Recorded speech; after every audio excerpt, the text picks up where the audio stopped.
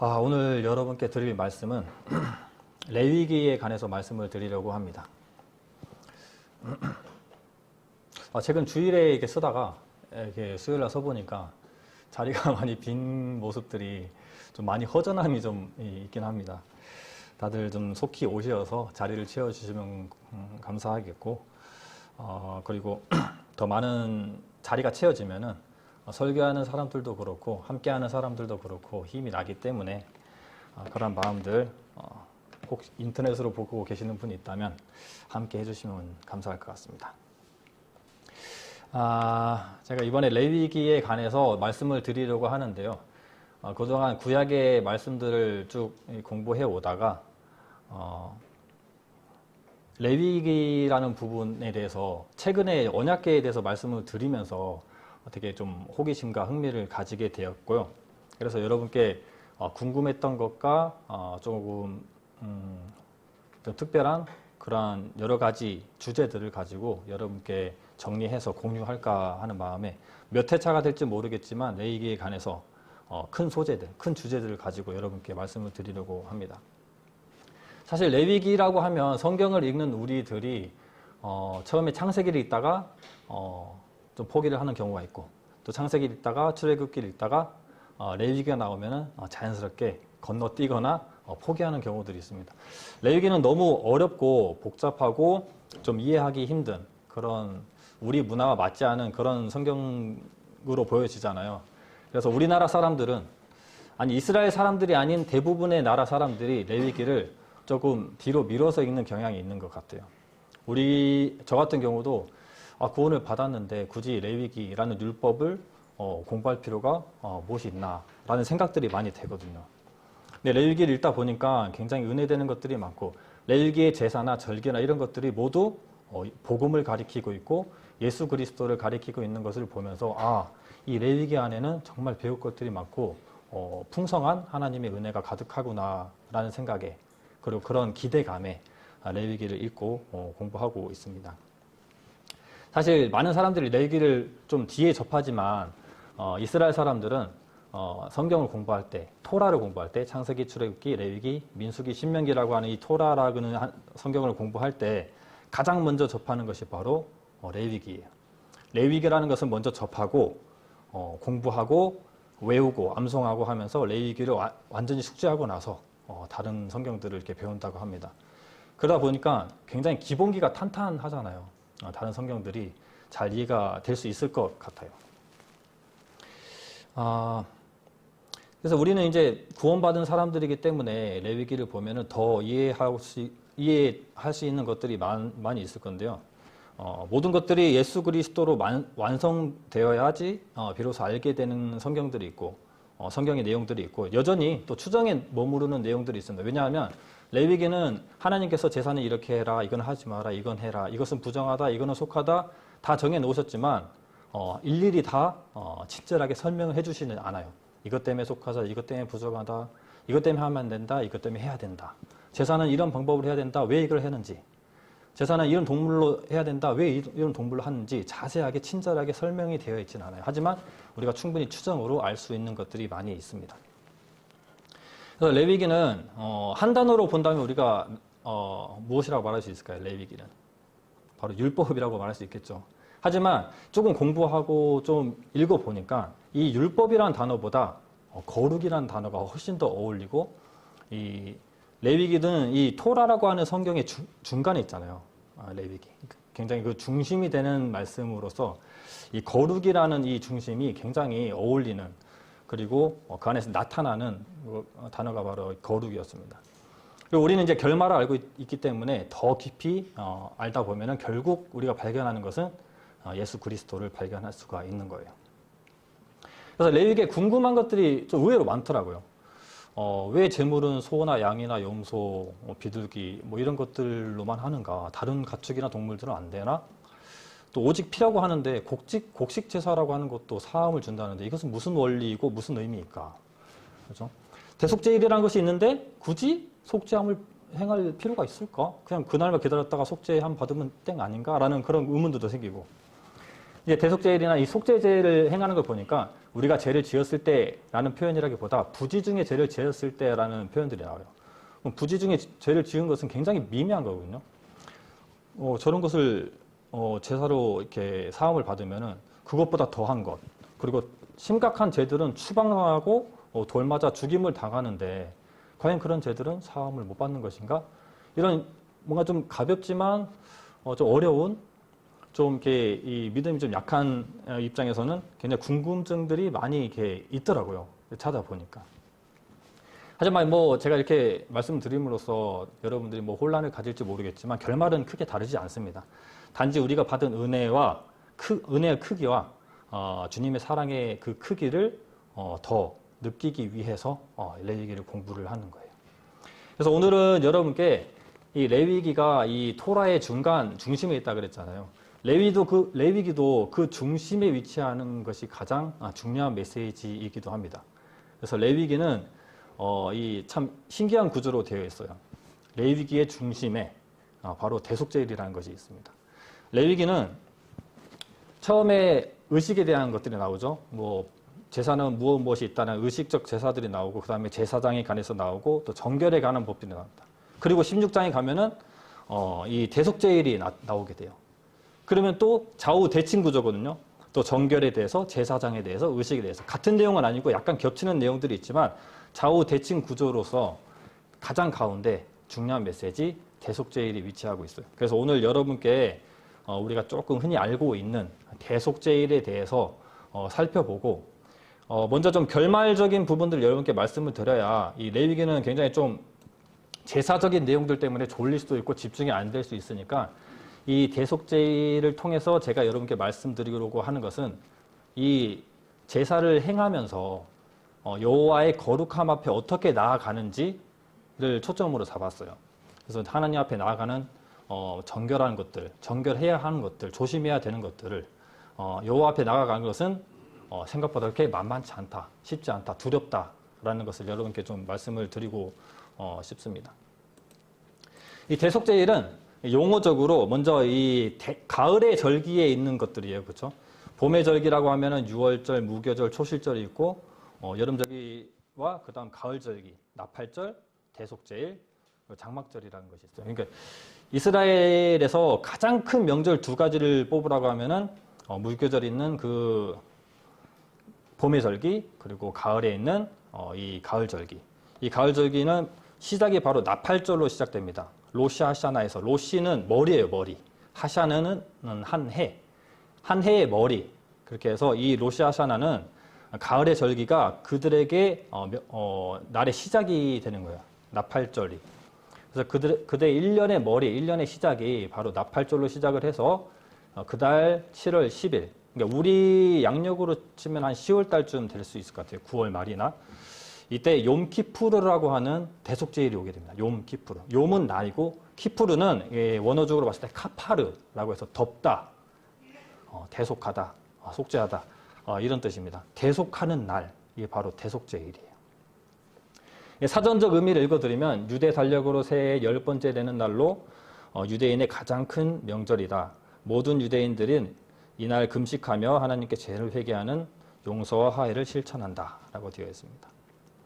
이 대속죄일날 필요한 제물은 뭔가 모든 이 백성들의 죄를 사해야 되기 때문에 엄청 큰 소들만 필요한 것이 아니에요.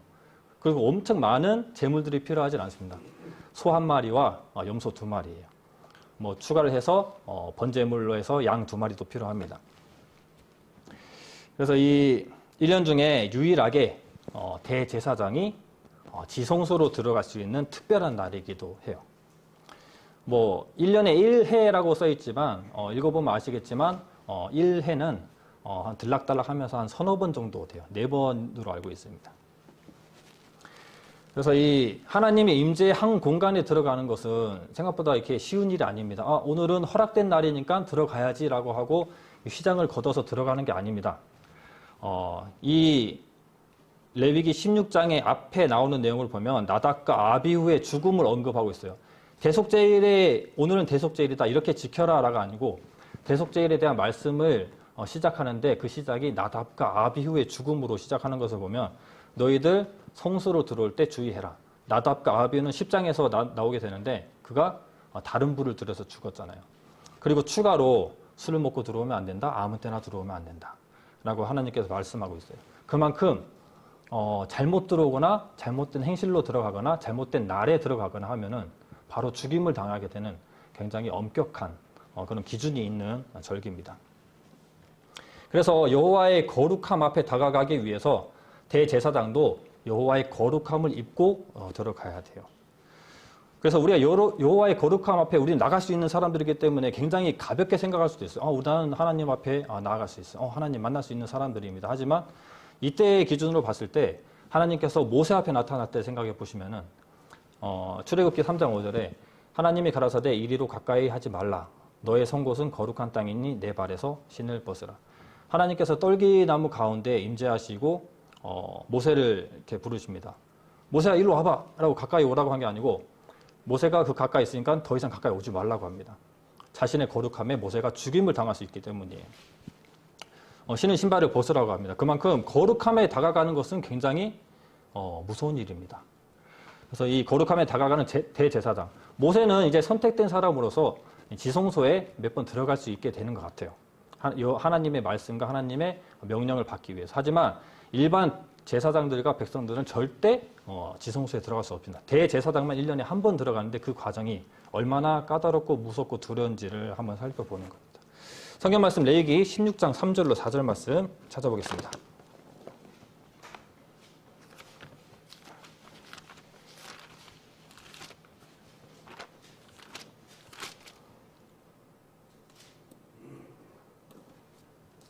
(16장) 3절로 4절 말씀 다 함께 읽겠습니다. 아론이 성소에 들어오려면 수송아지로 속죄 제물을 삼고 수양으로 번제물을 삼고 거룩한 세마포 속옷을 입으며 세마포 고위를 살에 입고 세마포 띠를 띠며 세마포 관을 쓸지니 이것들은 거룩한 옷이라 물로 몸을 씻고 입을 것이며. 네. 먼저 그들이 행해야 되는 것은 바로 목욕입니다. 목욕. 몸이 먼저 깨끗해야 돼요. 목욕을 하고 나서 와서 하나님 앞에 나아가는데 뭘 입고 가느냐. 민족들 앞에서는 원래 대제사장과 제사장은 이 민족들에게 제사를 거행할 때 에봇이라고 하는 거룩하게 구별된 그리고 민족들의 대표하는 화려한 그런 에봇을 입고 행하게 돼요. 하지만 대속제일의 제사는 그렇지 않습니다. 대속제일의 제사는 입기는 입는데 지성소로 들어갈 때는 입지 않아요. 그래서 씻고 이게 나온 것처럼 속옷과 고이와 띠와 간을 입는데 간을 착용하게 되는데 이것은 에봇이 없는 세마포로 된 것만 입고 하는 겁니다.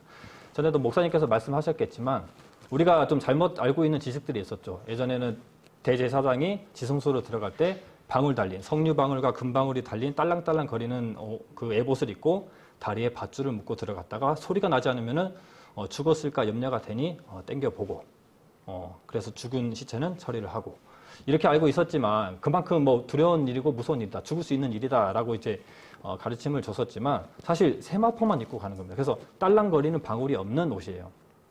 밧줄을 맸을지 안 맸을지는 잘 모르겠지만 여하튼 우리가 잘못 알고 있는 것 의상. 이 민족들의 대표로서 굉장히 화려하고 뭔가 좀 그 높임을 받을 수 있는 이런 옷마저도 여호와의 거룩 앞에 다가가기 위해서는 다 벗어야 되는 거예요. 속옷만 입고 세마포만 입고 들어가야 되는 겁니다. 먼저는 이들이 여호와 앞에 나아가기 위해서 제물을 잡게 되는데 하나로 공통으로 잡는 게 아니고 구별을 합니다. 제사장의 것, 그러니까 제사장의 것이라고 하면 아론과 그의 아들들을 위한 것, 그리고 백성들을 위한 것. 근데 백성들이 훨씬 더 다수잖아요. 그러면은 더 많은 것, 더 큰 것을 잡을 것 같지만 그렇지 않아요. 이 성경에도 보면은 이제 부의 기준으로 소를 잡고 양을 잡고 비둘기를 잡고 그마저도 없으면은 소제, 그 곡식을 이렇게 드리는 일들이 있습니다. 그런데 이것은 이제 직책에 따라서도 정해서 직책에 따라서 제사장이나 대표자들은 소를 잡게 되는 것이고 일반 백성들은 양이나 염소를 잡게 되는 것이 바로 이 속죄제, 이게 대속제일의 일인데요. 먼저는 여호와 앞에 나아가는 제사장이 대제사장이 거룩함을 입기 위해서 소를 먼저 잡게 됩니다. 레위기 16장 11절 아론은 자기를 위한 속죄제의 수송아지를 드리되 자기와 건속을 위하여 속죄하고 자기를 위한 그 속죄제 수송아지를 잡고, 수송아지를 먼저 잡게 됩니다. 그리고 그 뒤에 12절, 13절 말씀 이어서 읽어드리겠습니다. 향로를 취하여 여호와 앞 단 위에서 피운 불을 그것에 채우고 또 두 손에 곱게 간 향기로운 향을 채워가지고 장 안으로 들어가서 여호와 앞에서 분향하여 향연으로 증거계 위 속죄소를 가리우게 할지니 그리하면 그가 죽음을 면할 것이며. 1년에 한 번 들어가는 것인데 먼저는 목욕을 하고 의상을 갖췄어요. 그리고 소를 잡았습니다. 피를 받아서 이제 백성을 위한 피도 준비를 해놓고 들어가게 되는데, 들어가기 전에 단순히 피만 갖고 들어간 것이 아니에요. 지성소라고 하는 것은 법궤를 보관하는 언약궤, 그 위에 속죄소라고 하는 뚜껑이 있어요. 그 속죄소는 두 천사가 날개로 하늘을 가리고 있고 그 시선은 속죄소 중앙을 보고 있습니다. 그래서 그곳에 피가 뿌려지는데 준비가 됐다, 가지고 가야지, 들고 와서 바로 뿌리는 게 아닙니다. 먼저는 향연을 피워야 돼요. 향연을 피워서 그 안에 연기가 가득 차게 만들어 놓고 여호와의 임재 가운데 선명하게 대면하지 못하고 그 어둡고 그 연기 가득한 곳에서 희미하게 여호와를 대면할 수 있는 거죠. 그렇다고 해서 이 속죄소 위에 그 좁은 공간에 여호와 하나님께서 쪼그리고 막 계시는 것이 아니에요. 그 위가 얼마나 공간이 좁은데 거기에 계시겠습니까? 영적인 존재로 계시겠죠. 거기를 발언을 해서 이제 구름기둥과 불기둥이 있는 것처럼 여호와의 임재의 장소가 그곳이지만 어떤 모습으로 존재했는지 모르겠지만 아마도 그곳에 구름을 포함한 불기둥, 불을 감싸는 구름기둥, 그런 뭔가 빛 대신 뭐 그런 존재이지 않을까라는 생각이 듭니다. 아무튼 그곳에 나아가는데 향연으로 가득 채우고 나서, 그리고 나와서 다시 이제 수송아지의 피를 들고 들어가서 이제 단에 뿌리게 되는 거예요. 그리고 이 이스라엘 민족들의 제사를 이제 보게 되면은 16장 8절로 10절까지입니다. 두 염소를 위하여 제비를 뽑되 한 제비는 여호와를 위하고 한 제비는 아세셀을 위하여 할지며, 아론은 여호와를 위하여 제비 뽑은 염소를 속죄제로 드리고 아사셀을 위하여 제비 뽑은 염소는 산대로 여호와 앞에 두었다가 그곳으로 속죄하고 아사셀을 위하여 광야로 보낼지니라. 이스라엘 백성들을 위해서는 두 마리의 염소가 준비됩니다. 한 마리는 하나님을 위해서, 한 마리는 놔뒀다가 광야로 보내는 용도입니다. 그래서 이 수송아지와 수염소를 잡아서 각각 한 번씩 지성소로 이렇게 들어가게 돼요. 그리고 속죄소 앞에 그리고 위에 피를 뿌리게 됨으로써 속죄를 하게 되는데, 이것은 제가 언약궤에 대해서 말씀드릴 때처럼 이 언약궤의 구조상 피가 뿌려진 위치가 그 천사들이 바라보고 있는 시선, 그리고 하나님께서 임재하는 그 위치인데, 이 하나님께서 주신 그 십계명 두 돌판을 가지고 있는 것의 뚜껑이거든요. 어찌 보면은 그 시선은 여호와의 법을 보고 있는지도 모르겠어요. 근데 그곳에 피를 뿌린다, 그 중앙에 피를 뿌린다는 것은 여호와께서 피를 보겠다는 거예요. 여호와의 법을 보지 않고 여호와의 피를 여호와께서 법을 보지 않고 피를 보겠다라고 하시는 거죠. 이 자체가 바로 이 복음이 되겠죠. 그래서 이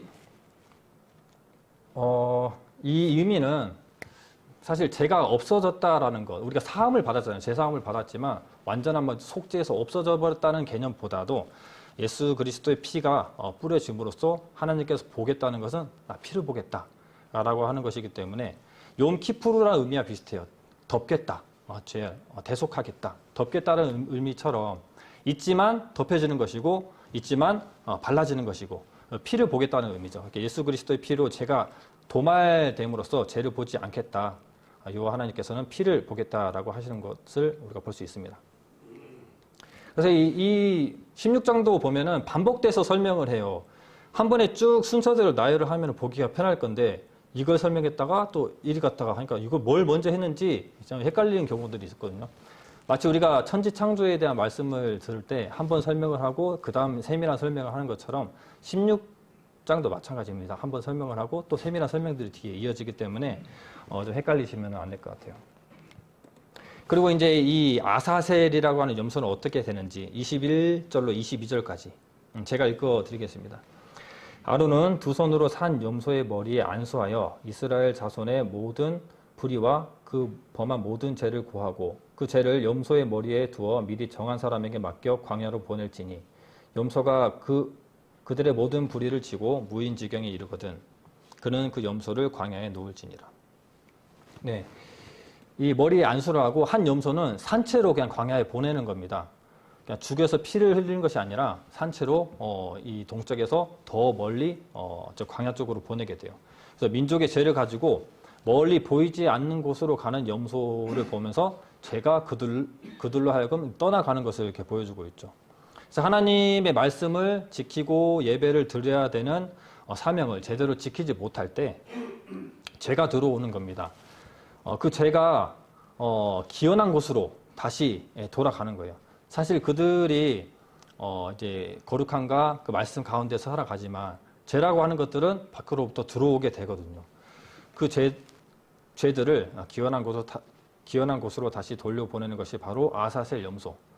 마치 예수님께 안수하고 보라 세상 죄를 짊어지고 걸어가는 하나님의 어린 양이로다 하는 모습과 또 골고다 십자가를 짊어지고 걸어가는 예수 그리스도의 모습을 우리는 상상할 수 있는 겁니다. 그래서 이 아사셀 염소라고 하는 것은 예수 그리스도를 보여주고 있는 것이죠. 시편에 보면은 103편 12절에 동이 서에서 먼 것 같이 우리의 죄가를 우리에게서 멀리 옮기셨으며 라고 얘기하고 있어요. 그래서 이 아사셀 염소는 입구가 동쪽이잖아요. 동쪽에서 더 멀리 가면서 동이 서에서 먼 것처럼 우리의 죄가를 멀리 옮기셨다라는 말이 바로 이 아사셀의 염소에 대한 표현이지 않나 생각이 됩니다. 그렇다고 해서 이제 의식적 거룩이 끝난 게 아니에요. 여기서 보면은 24절에 거룩한 곳에서 물로 몸을 씻고 자기 옷을 입고 나와서 자기의 번제와 백성의 번제를 드려 자기와 백성을 위하여 속죄하고 라고 되어 있습니다. 또 거룩한 곳에서 물로 몸을 씻어야 되고 이제는 에봇을 입어야 되죠.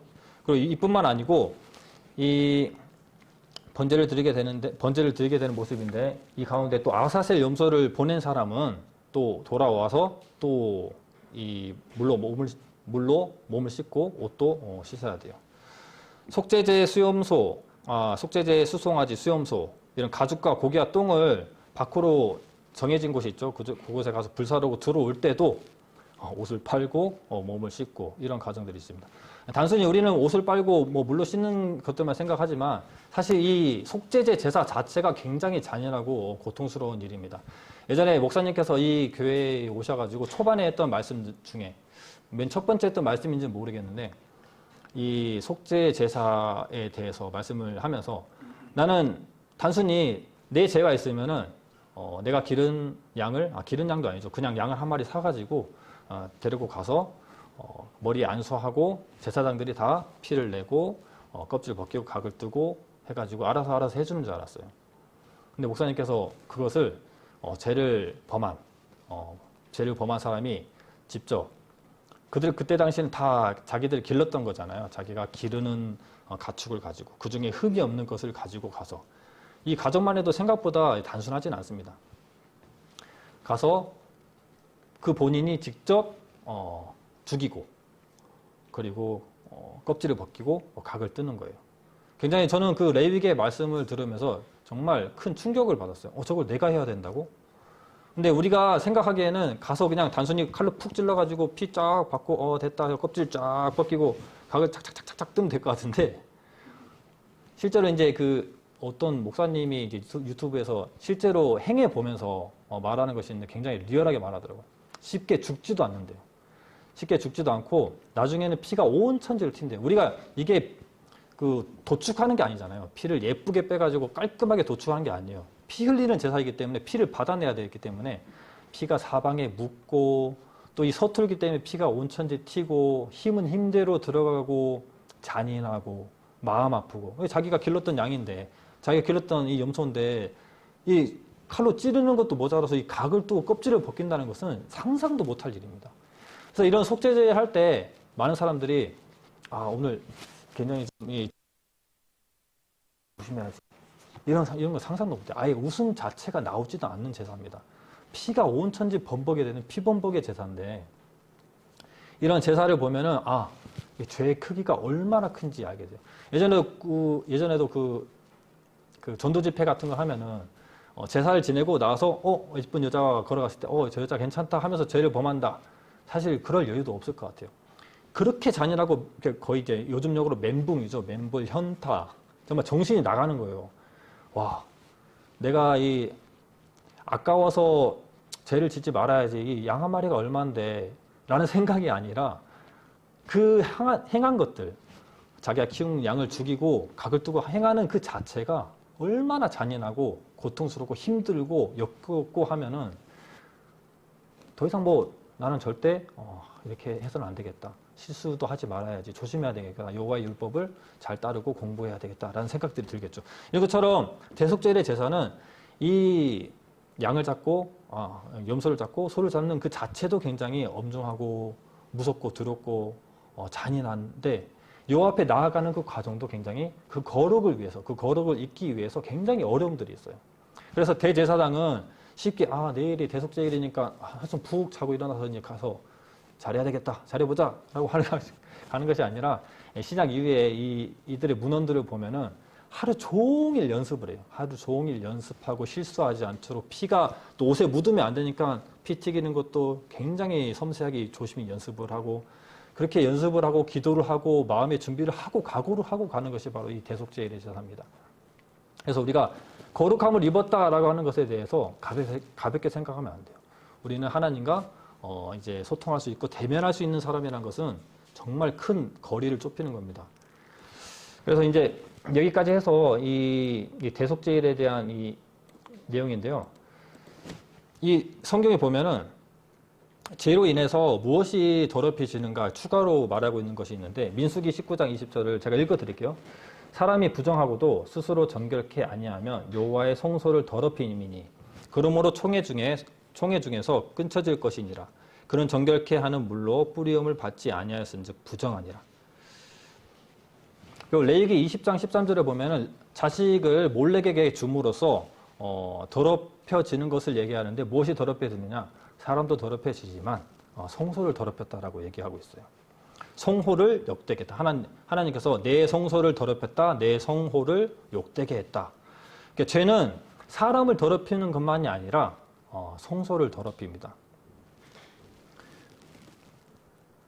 여기에 보면은 이 대속죄일이라고 하는 정결의 행사가 사람만을 위한 것이 아니에요. 대속죄일은 레위기 16장 30절에 보면 이날에 너희를 위하여 속죄하여 너희로 정결케 하리니 너희 모든 죄에서 너희가 여호와 앞에 정결하리라 라고 하는 사람을 정결하게 하는 말씀이 있어요. 그 뒤에 33절에 보면 지성소를 위하여 속죄하며 해막과 단을 위하여 속죄하고 또 제사장들과 백성의 회중을 위하여 속죄할지니 성소를 위해서 속죄를 하는 것이 바로 또 대속죄일의 일입니다.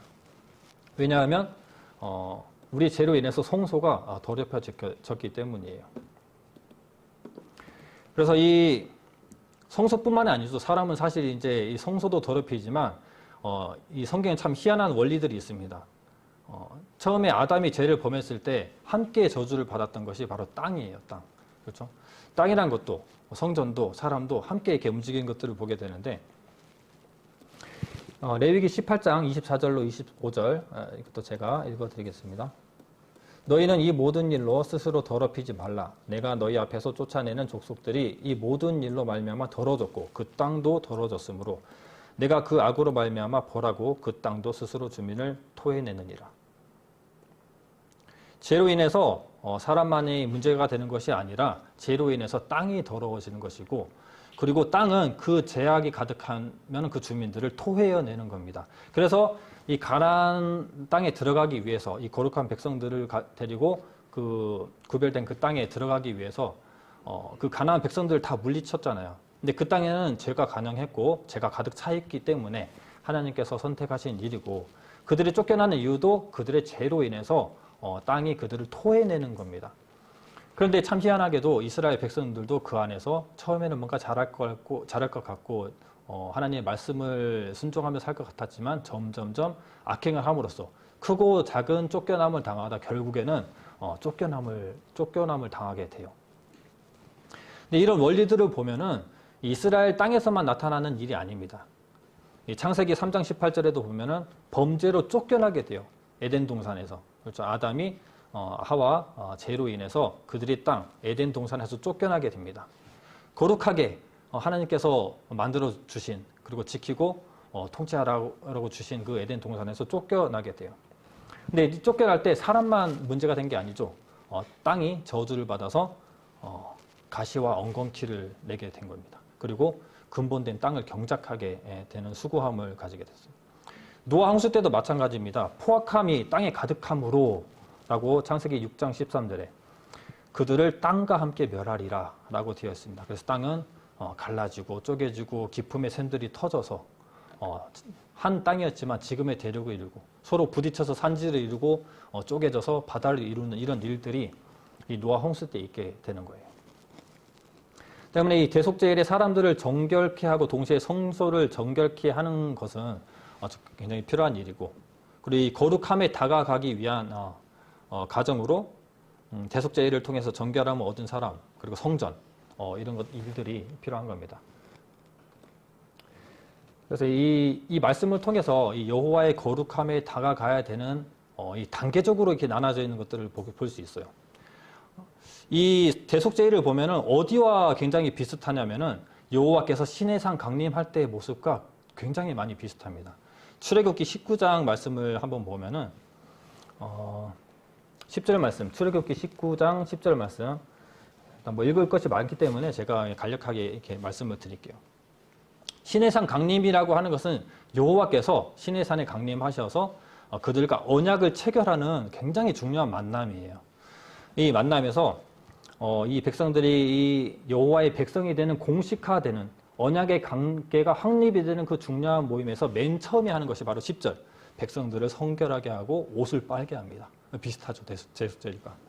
그 15절에 보면은 여인들을 가까이 하지 말라. 이렇게 정결한 마음, 상태를 유지하라는 거예요.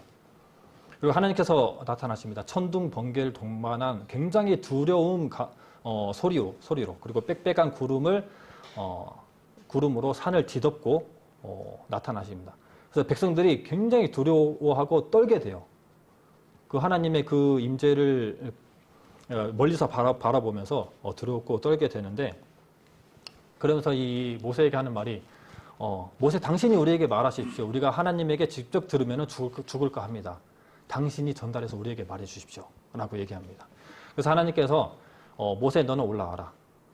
모세에게 말씀을 주는데 10계명에 관한 말씀, 뭐 제단, 손해배상, 윤리, 정의, 뭐 절기, 안식 이러한 모든 법들을 주시고 그 얘기를 또 전달해 주게 돼요. 이제 계약의 확립으로 제사를 드리게 되는데 성전이 없잖아요. 성막이 없잖아요. 그래서 성막에 이 배열을 갖춥니다. 출애굽기 24장 1절 2절 말씀 함께 읽어볼게요. 출애굽기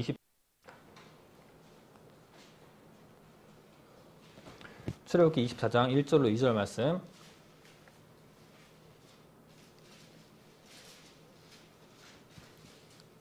예, 다 함께 읽겠습니다. 또 모세에게 이르시되 너는 아론과 나답과 아비후와 이스라엘 장로 70명과 함께 여호와께로 올라와서 멀리서 경배하고 너 모세만 여호와께 가까이 나아오고 그들은 가까이 오지 말며 백성은 너희와 함께 올라오지 말지니라. 이 성소에서도 이 지성소에 들어갈 수 있는 사람은 정해져 있어요. 그렇죠? 한 사람으로. 뭐 대제사장을 포함하면 두 사람이라고 할 수 있겠지만 지성소라고 하는 아주 거룩한 구역에 갈 수 있는 극소수, 그리고 성소라고 하는 곳에 갈 수 있는 제사장들, 그리고 뜰은 이제 우리 백성들이 들어갈 수 있는 곳이기도 하죠. 이렇게 이 세 단계로 나눠져 있는 것처럼 여기도 보면은 19장에 나와 있는데 그가 올라갈 때 이 시내산에다가 경계를 정합니다. 사방으로 경계를 정해서 누구는 이만큼 올라갈 수 있고 제사장과 70장로들은 이만큼 올라갈 수 있고, 그리고 백성들은 아예 올라오지도 못해요. 이것처럼 여호와의 거룩에 다가가기 위해서 하나님께서 그 경계를 아주 뚜렷하게 정해 놓으셨어요. 넘어가면 죽습니다. 그리고 이제 이들에게 제사를 이렇게 지내게 되는데, 그 전에 여호와의 영광이 시내산에 머무르게 됩니다. 여호와의 영광이 시내산에 6일 동안 구름이 머무르게 돼요. 그리고 산을 가리웁니다. 그리고 이게 16절의 내용입니다. 그리고 7일에 모세를 부르게 되는 거예요. 이것도 대속죄의 모습과 많이 비슷하죠. 향로를 그 안에 피워서 향연을 피워서 여름이 연기가 가득하게 해 놓음으로써 여호와의 거룩에 가까이 가서 피해를 입지 않도록 가리우는 일들이 있게 돼요. 이런 것들을 보면은 뭔가 깊은 의미들이 있겠지만 뭔가 대칭이 되는 메시지 먼저 우리가 먼저 보면은 은혜가 되는 시간들이 될 것 같아요. 그리고 쉽게 다가갈 수 없는 여호와의 거룩, 산 위에 여호와의 영광이 백성들 보기에는 맹렬한 불같이 보였다라고 되어 있습니다. 그 여호와의 임재는 멀리서 봐도 그 두려움 그 자체였다는 거예요. 그래서 여호와의 정능함 때문에 이 백성들이 두려워하는 것이 아닙니다. 전에도 말씀드렸지만 여호와가 능력이 있어서 나는 여호와께서 불을 내리고 물을 내리고 번개를 내리고 땅을 가르고 이런 능력이 있어서 여호와를 두려워해야 할 존재라고도 할 수 있지만 그보다 여호와를 두려워할 수밖에 없는 이유는 여호와께서는 거룩하시기 때문에 이 거룩 때문에 두려워해야 될 존재라고 하는 겁니다. 다가갈 수 없기 때문에 관계가 끊어졌기 때문에 그래서 이제 24장 6절에 보면 번제와 화목제를 드리게 됩니다. 그리고 짐승의 피를 받아가지고 하나는 반은 단에다가 붓고 반은 이 백성들에게 뿌리게 돼요. 참 희한한 광경이죠. 그 뒤에 어떻게 되느냐? 11절에 24장 11절에 보면 하나님이 이스라엘의 존귀한 자들에게 손을 대지 아니하셨고 그들은 하나님을 보고 먹고 마셨다. 제사장과 70장로들이 하나님을 보고 먹고 마셨다. 뭐 어떻게 봤는지 어느 정도의 것인지는 모르겠지만 이런 표현이 되어 있는 거 보면은 번제와 화목제로 이 거룩함을 잊게 됐고 성결함을 받게 됐고 그리고 하나님 앞에 나아갈 수 있는 조건들을 갖췄다라는 것을 우리가 볼 수 있습니다. 이 대속죄일의 제의, 제사라고 하면 조금 그런데 제의란 표현이 맞지만 제의란 표현이 입에는 참 맞지 않으니까 제사라는 말을 계속 하겠습니다. 대속죄일의 제사의 모습과 굉장히 유사한 것들을 우리가 많이 볼 수 있는 거죠. 그래서 이스라엘 백성들은 이 대속죄일이라는 날을 기다리고 고대하고 가장 중요한 날로 여기는 이유입니다. 그날 그들은 성결함을 입고 또 거룩함을 입는 날이기 때문에 그리고 하나님 앞에 나아갈 수 있는 관계 회복을 가지는 날이기 때문에 이 날을 굉장히 중요하게 생각을 하는 거예요. 그래서 히브리서 3장 1절에 보면 그러므로 함께 하늘의 부르심을 입은 거룩한 형제들아 라는 표현이 있습니다. 말씀이 있습니다. 그리고 베드로전서 2장 5절 너희도 산 돌같이 신령한 집으로 세워지고 예수 그리스도로 말미암아 하나님이 기쁘게 받으실 신령한 제사를 드릴 거룩한 제사장이 될지니라. 그래서 우리는 거룩한 제사장이고 거룩한 백성이 됐습니다. 사실 이것은 이런 과정을 보면 이렇게 어려운 거룩을 우리가 입었다니 라는 것으로 받아들일 수 있을 거예요. 우리가 이 거룩함을 입은 사람들 바로 우리가 불리우는 것이 바로 성도라는 거죠. 성도, 거룩한 사람들. 고린도전서 1장 2절에 보면 그리스도 예수 안에서 거룩하여지고 성도라 부르심은 입은 자들이 바로 우리가 되는 겁니다. 우리는 정말 이 거룩함을 가볍게 생각해서는 안 돼요. 이 백성들이 얼마나 어렵게 그리고 경계를 가지고 그렇게 그 안에 있었는데 어떻게 우리가 이 거룩함을 거저 은혜로 받았잖아요.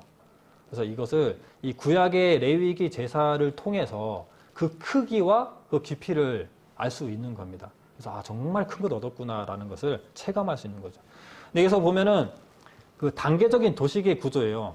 지성소, 성소, 뜰 있는 것처럼 아까도 이 모세가 갈 수 있는 경계선 그리고 그 제사장과 70장로가 갈 수 있는 경계선 그리고 백성들은 아예 가지도 못하는 이 단계적 도식은 이제 많은 부분에 대해서 나타나 있습니다.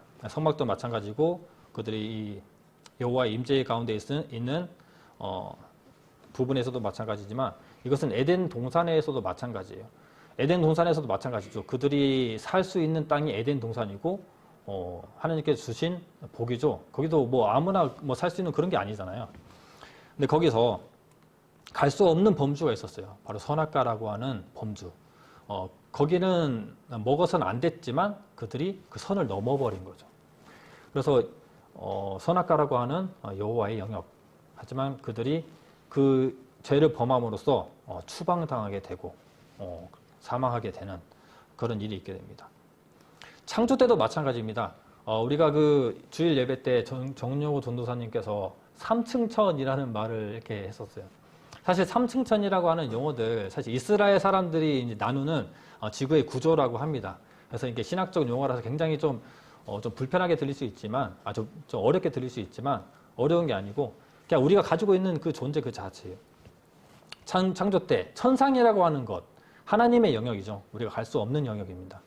궁창, 지구와 우주를 얘기하는 거죠. 갈 수는 있지만 가기 어려운 그런 거.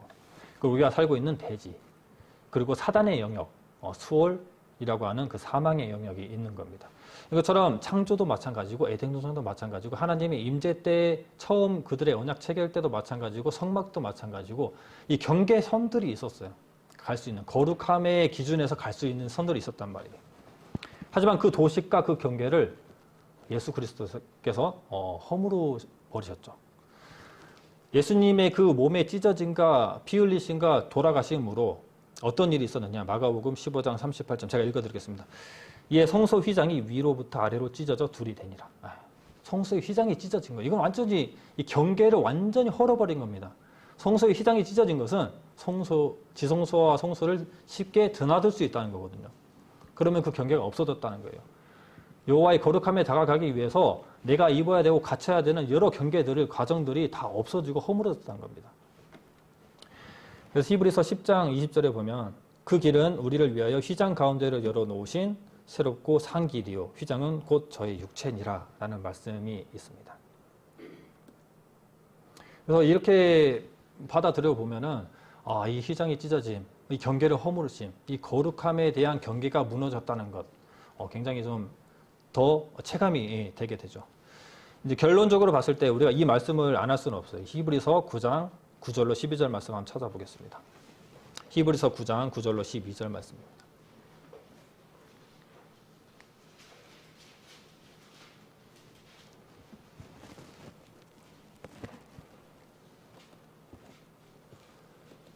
우리가 잘 알고 있는 말씀입니다. 히브리서 9장 9절로 12절 말씀 다 함께 읽겠습니다. 이 장막은 현재까지 비우니 이에 의지하여 드리는 예물과 제사가 섬기는 자로 그 양심상으로 온전케 할 수 없나니 이런 것은 먹고 마시는 것과 여러 가지 씻는 것과 함께 육체의 예법만 되어 그때까지 맡겨둔 것이니라. 그리스도께서 장래의 좋은 일의 대제사장으로 오사 손으로 짓지 아니한 곧 이 창조에 속하지 아니한 더 크고 온전한 장막으로 말미암아 염소와 송아지의 피로 아니하고 오직 자기 피로 영원한 속죄를 이루사 단번에 성소에 들어가셨느니라. 이러한 대속죄일의 제사를 가지고는 양심을 깨끗하게 하기는 못한다면 이건 의식적 제사이기 때문에 도덕적 제사, 도덕적인 이 거룩함도 있지만 이 의식적 제사로는 의식적인 거룩밖에 되지 않아요. 그들의 마음을 바꾸지는 못하는 겁니다. 물론 그 마음을 일시적으로 바꿀 수 있지만 그 한계가 있다는 거죠. 그래서 의식적 거룩은 이 개혁이 필요한 거예요. 새로운 제도가 필요한 겁니다. 그분이 오시기 전까지, 예수 그리스도가 오시기 전까지만 하는 예법이고 사람의 손으로 짓지 아니한 온전한 장막으로 자기의 피를 가지고 들어가.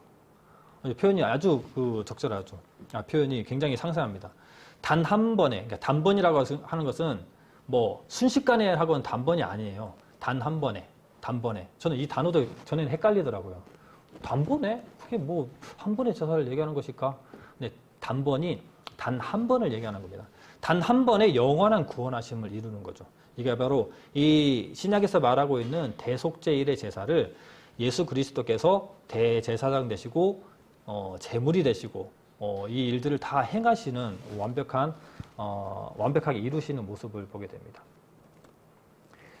그러면 구약의 성막 제사는 이제 완전히 역전이 됩니다.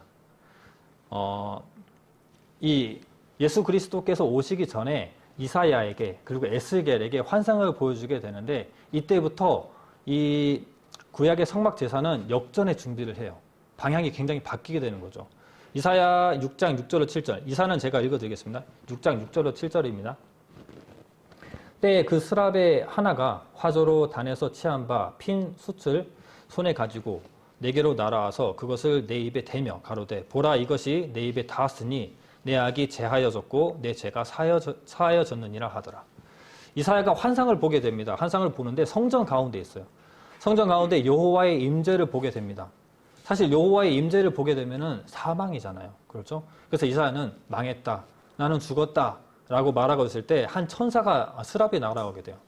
스랍에 날아와서 집게로 숯을 집어서 입에 갖다 대요. 그랬더니 그가 죽지 않고 살게 되고 이제 성결함을 입게 되는 내용들이 나옵니다. 그래서 악이 사라지고 죄가 사해졌다라고 말합니다. 스랍이 그 숯을 이사야의 입에 대면서 악이 사라지고 죄가 사해졌다라고 말합니다. 그래서 하나님의 임재를 보면 죽어야 하지만 죽지 않았고 성전의 것이 몸에 닿았지만 정결해졌습니다. 오히려. 그래서 이 하나님의 거룩하심이 이사야를 죽인 것이 아니라 죽게 한 것이 아니라 하나님의 거룩하심으로 인해서 이사야가 거룩함을 입게 되는 이상한 이 환상을 보게 돼요. 이것은 성전 제사로는 도무지 이해할 수 없는 성전 제사의 역전입니다. 그렇죠. 그렇다면 이런 환상들을 이사야에게만 보여줬나? 에스겔에게도 보여줍니다. 47장 9절 한번 찾아볼게요. 에스겔 47장 9절입니다.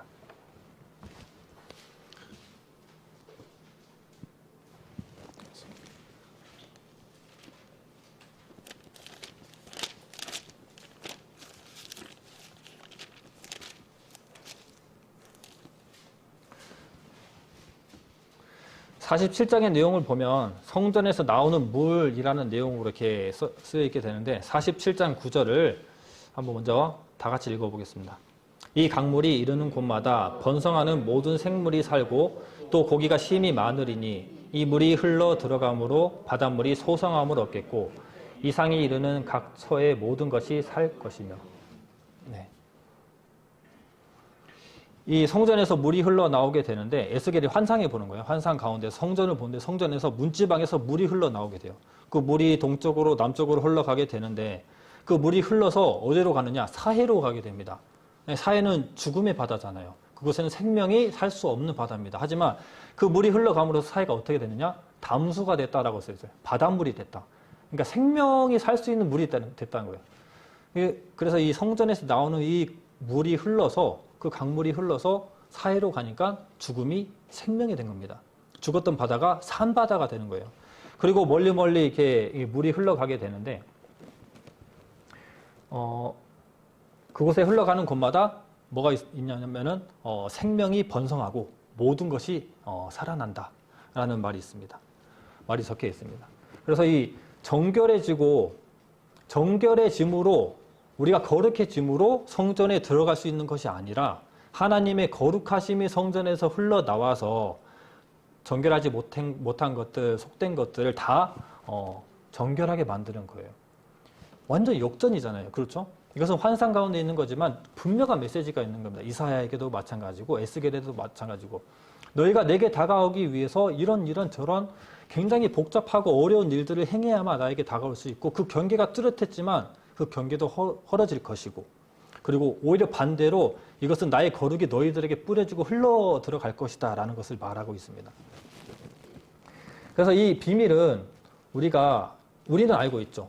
이제 우리는 예수 그리스도를 통해서 구원받은 사람들이기 때문에 그 비밀을 알고 있지만 이 역전 가운데 역전에 암시하는 이 말씀을 가지고 그리고 예수 그리스도의 성취하심을 보면은 결국 이 일이 바로 예수님의 그 거룩한 분, 그분을 나타낸 것을 우리가 알 수 있어요.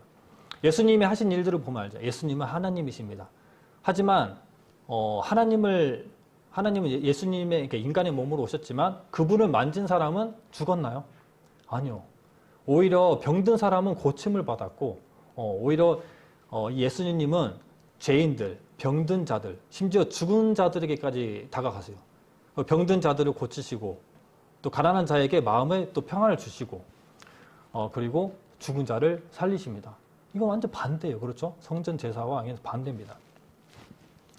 그래서 이 예수 그리스도를 통해서 많은 사람들이 거룩함을 입는 것을 보면은 오히려 하나님이라고 하는 그 주님의 그 거룩하심이 사람들에게 전파되는 일들을 예수님의 사역 안에서도 충분히 찾아볼 수 있는 거죠. 그래서 예수님은 이사야가 얘기한 숫이고, 숫이라고 하면 또 이상한 숯불이고, 에스겔이 본 성전의 물인 겁니다. 그래서 생수의 근원이 되신다는 표현들이 많이 나타나 있어요. 그래서 예레미야서 2장 13절에 보면 내 백성이 두 가지 악을 행하였나니 곧 생수의 근원되는 나를 버린 것과 라고 되어 있습니다. 그리고 요한복음 7장 38절에 보면 나를 믿는 자는 성경의 이름과 같이 그 배에서 생수의 강이 흘러 나리라 하시니, 이것은 이제 받을 성령을 일컬어서 생수의 강이라고 표현하는 말씀입니다. 이 이후의 말씀들을 보면은. 그래서 즉 거룩한 예수 그리스도를 통해서 생수의 강이 흘러나오게 되는 것이고, 우리는 뭡니까? 성전이잖아요. 그렇죠? 성전된 우리를 통해서 생수의 강이 뿌리 뻗어서 갈 수 있는 겁니다. 그리고 그 뿌리 뻗어서 가는 여러 가지 갈래의 생수의 강들을 통해서 많은 사람들이 그 거룩함을 잊게 되는 거예요. 그래서 이 생수의 강이 흘러가는데 우리를 통해서 이 몸된 교회의 많은 이 성전들을 통해서 많은 믿지 않은 사람들, 거룩하지 않은 사람들, 병들고 가난하고 제약 가득하고 죽음 가운데 있는 모든 사람들에게 이 복된 소식들이 전해질 수 있는 이런 강물의 한 줄기가 되는 겁니다. 우리가. 그래서 우리가 이렇게 거룩함을 거저 받았지만 이 거룩함을 입었다는 것은 굉장히 큰 의미이고 얼마나 감사되는 일인지, 이것을 많은 사람들에게 뿌리 뻗어서 강물을 흘러보내주는 것은 우리에게 굉장히 중요한 사명이고 우리가 정말 감당해야 할, 기쁨으로 감당해야 할 일입니다. 그래서 우리가 거룩한 자가 되기 위해서 예수님을 닮아가는 그 삶을 추구하고 그 방향대로 살아가야 되는 것은 굉장히 중요해요. 사실 율법이 말하는 것은 613가지 하지 마라 라고 되어 있지만, 그렇다고 해서 우리가 율법에서 해방된 사람들이기 때문에 613가지의 이 잔소리 같은 그런 어려운, 행하기 힘든 그 일에서 해방된 것이라고 생각할지 모르겠지만, 신약에 보면은 예수님께서 그 많은 선지자들이 아니고 사도들이 가르치고 있는 가르침은 2000가지가 넘는다고 하더라고요. 1000 몇 가지인가요? 아무튼 거의 2배예요, 2배. 그렇게 봤을 때 우리는 뭔가에서 해방된 것이 아니라 이제 마음으로 지킬 수 있기 때문에, 의식적으로 지킬 수 없는 것에서 벗어나서 마음으로 지킬 수 있는 신약의 가르침들을 받아서 예수님을 닮아가는 그 삶을 배우고 전파하고 살아가야 되기 때문에 마음으로 지킬 수 있고 믿음으로 지킬 수 있는 구약의 율법을 지킬 수 있는 것보다 한 차원 더 높아진 사람들이라고 생각을 하면 될 것 같아요.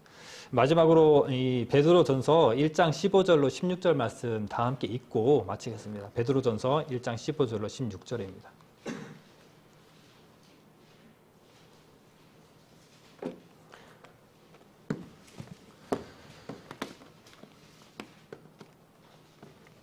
네, 다 함께 읽겠습니다. 오직 너희를 부르신 거룩한 자처럼 너희도 모든 행실에 거룩한 자가 되라. 기록하였을 때 내가 거룩하니 너희도 거룩한 자가 되라. 네, 이것은 구약의 가르침뿐만 아니고 신약에서도 마음으로 지킬 수 있는 일들로 계속 진행이 되고 있는 일들입니다.